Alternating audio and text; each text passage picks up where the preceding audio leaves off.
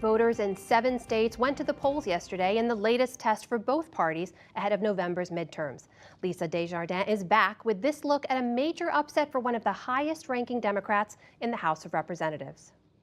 I cannot put this into words. Alexandria Ocasio-Cortez was speechless after toppling Congressman Joe Crowley, the number 4 Democrat in the House, in the New York primary in Queens and the Bronx. I was born in a place where your zip code determines your destiny.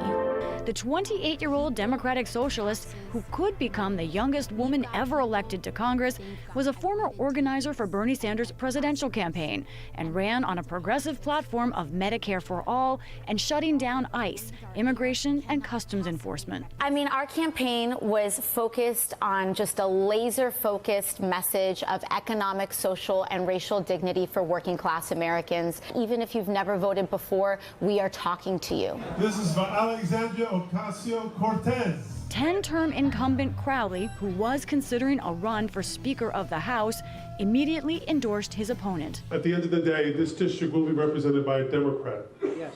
And it's the Democratic Party that's going to lead this nation forward.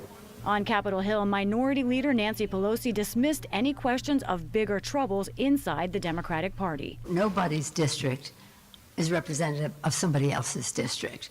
It's just a sign of the vitality of our party. We're not a rubber stamp. But President Trump said Crowley's loss is a victory for him. Writing on Twitter, that is a big one that nobody saw happening. Perhaps he should have been nicer and more respectful to his president. It was a very good night for Mr. Trump and his candidates all around. South Carolina Governor Henry McMaster, who campaigned with the president Monday, won a runoff for the Republican nomination there. As President Trump says, we go keep on winning, winning, winning in South Carolina.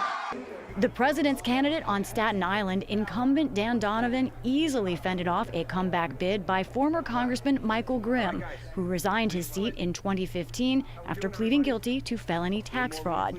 And President Trump congratulated former adversary Mitt Romney, who won his party's nomination for Utah's Senate seat.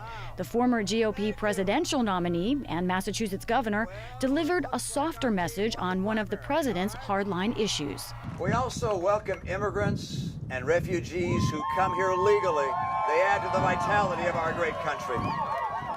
The nation is now more than halfway through the midterm primary season, just 4 months until November's elections. For the PBS NewsHour, I'm Lisa Desjardins.